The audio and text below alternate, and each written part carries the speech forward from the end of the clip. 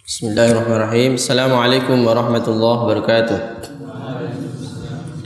Alhamdulillah, wassalatu wassalamu ala Rasulillah wa ala alihi wa sahbihi wa mawalah, ma ba'd.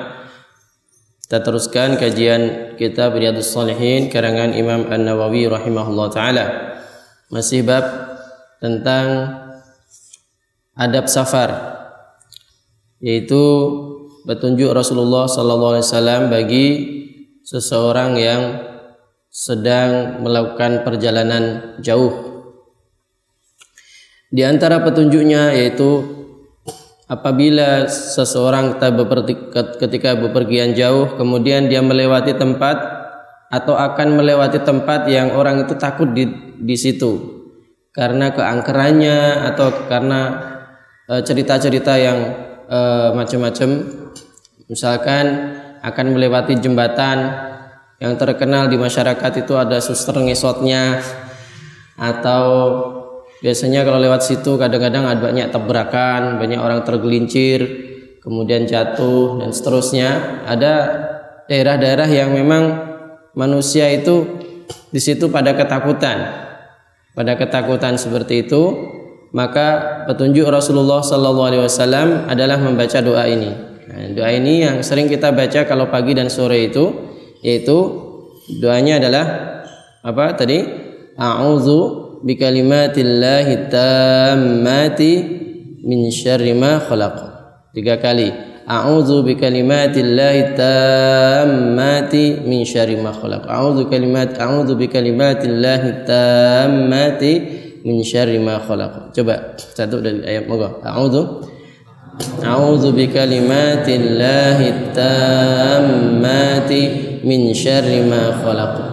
Ya, cukup baca itu, insyaallah enggak ada apa-apa. Suster ngesot enggak akan jadi ngesot ya. Nah, kemudian mungkin banyak apa tabrak, insyaallah Allah lindungi ya. Allah akan lindungi. Artinya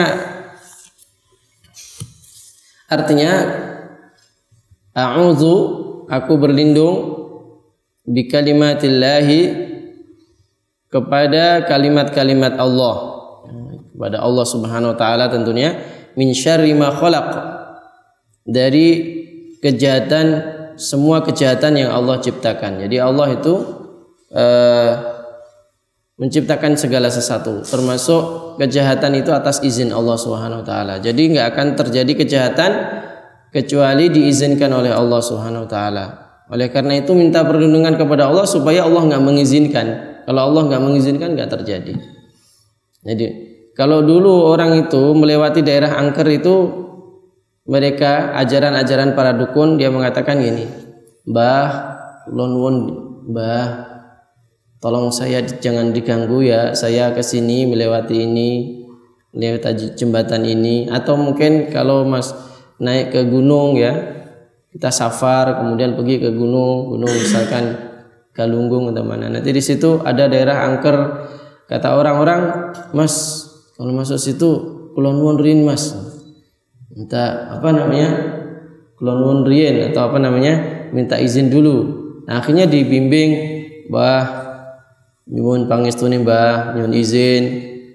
Saya mau masuk di sini, tolong nanti saya jangan diganggu sambil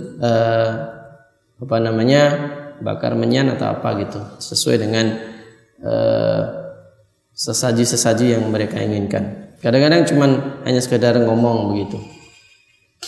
Ini berarti ini salah, ini perbuatan salah. Ini berlindung kepada jin. Mbah di sini artinya itu siapa? Bukan siapa-siapa kan, tetapi yang dianggap menguasai di situ, artinya jin yang menguasai di situ. Nanti akan kena kepada ayat Allah, wa annahu kana rijalun minal insi ya'udzuna birijalin minal jinni fazaduhum ruhaqa. Sungguh orang-orang dahulu, tidak hanya kita, orang-orang dahulu pada zaman Rasulullah dan sebelumnya, wa annahu kana rijalun minal insi, banyak orang-orang dari manusia ya'udzuna birijalin minal jinni, mereka memohon perlindungan kepada jin-jin yang mungkin disebut dengan mbah-mbah itu tadi, tapi di situ mbahnya maksudnya adalah jin.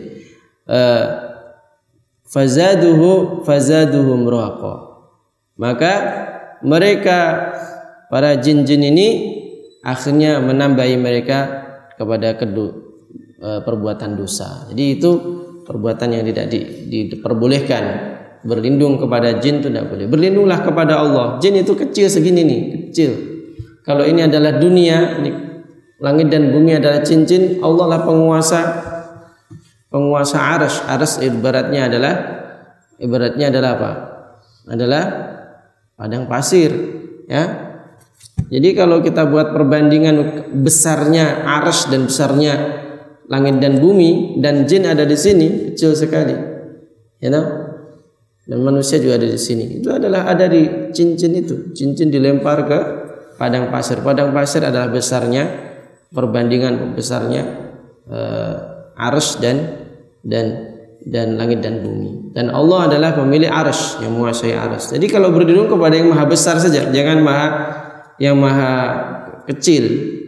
Sebesar-besarnya jin tetap kecil, masih berada dalam lingkaran ini. Ya. Jadi itu cukup ini, tidak perlu kulanun begitu, langsung a'udzu bikalimatillahi taam. Dulu saya ketika ngadakan pramuka, ada pramuka santri itu kemudian buat kemah di sini nih, di Lowanu. Mana Lowanu? Lurus terus kiri itu. Lowanu itu ada pesantren Darussalam, itu tahu ya, yatim piatu itu. Di situ kan pondok pesantren yatim piatu itu Darussalam, miliknya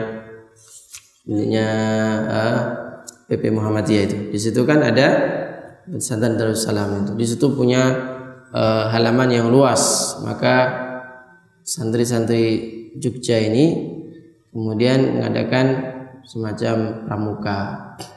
Nah, kelompok saya tuh bilang begini, Ustaz, kita minta izin dulu sama yang menguasai sini, Ustaz. Kita tidur di sini itu supaya nanti nggak diganggu, nanti banyak yang kesurupan biasanya kalau kita misalkan nggak minta. Oh sudah, nanti saya ajarin. Akhirnya udah, sekarang ikutin saya. A'udzu bikalimatillahi tammati bikalimatillahi tam min syarri ma khalaq 3 kali. Insyaallah nggak ada apa-apa. Khalas, nggak ada apa-apa. Nggak ada orang kesurupan, nggak ada orang keganggu jin di situ. Ini kita berlindung kepada yang maha besar. Ya, no? Kalau kita berlindung kepada mereka, wah ginilah. Wah, saya hebat, manusia berlindung sama gua nih. Nah gitu. Ya senang, mereka takabur malah. Jadi jangan gitu. Jangan merendah kepada setan. Merendah kepada Allah Subhanahu wa taala, semua beres insyaallah. Ya. Saya kira itu. Semoga Allah selalu menjaga kita dimanapun kita berada, dan semoga Allah memberikan ilmu yang manfaat. Allahumma fa'alna bima 'allamtana wa 'allimna ilman yanfa'una. Sallallahu nabiyana Muhammadin wa ala alihi wasallam. Alhamdulillahirabbil alamin. Assalamualaikum warahmatullahi wabarakatuh.